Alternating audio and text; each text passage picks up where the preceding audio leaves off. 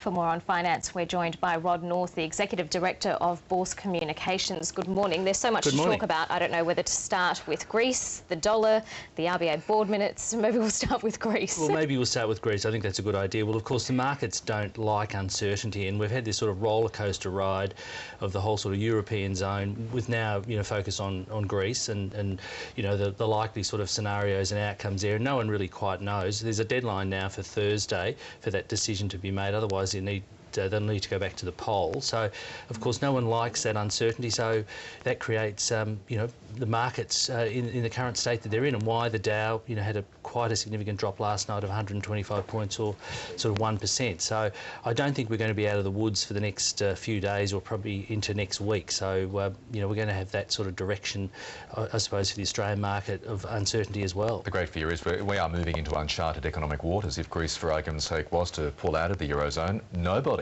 knows what's going to happen. No one knows what's going to happen, and it's really only conjecture as to what you could think could happen, and whether that creates some sort of contagion effect with the other countries that are in the Eurozone as well. So, I mean, I always like to be a bit optimistic about these things and think, because we've had many instances over the last 12 months where we've got to, this sort of critical point. Same sort of thing happened in the US. Remember when they were trying to work out how to fund, massive debt there too, and generally at the 11th hour, common sense prevails. And decisions made, to sort of save the day. So I'm rather hopeful that that situation will occur in Greece as well, and we'll all move on. But it doesn't help markets and that uncertainty at the moment. A lot of people, obviously get concerned about gains that they've made in the market. We've seen the Dow up over 13,000 and now back to 12,600. So, we just want to move off the roller coaster and get perhaps onto the Ferris wheel, which would probably be a bit more fun.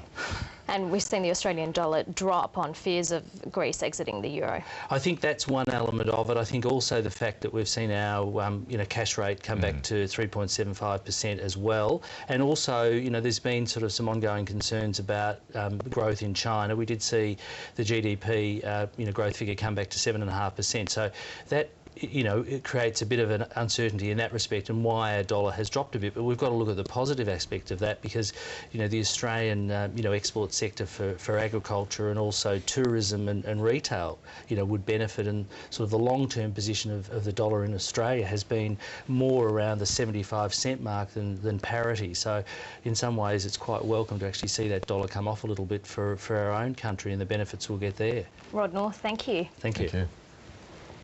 Now, coming up, we'll bring you the second part of our interview with Bryce.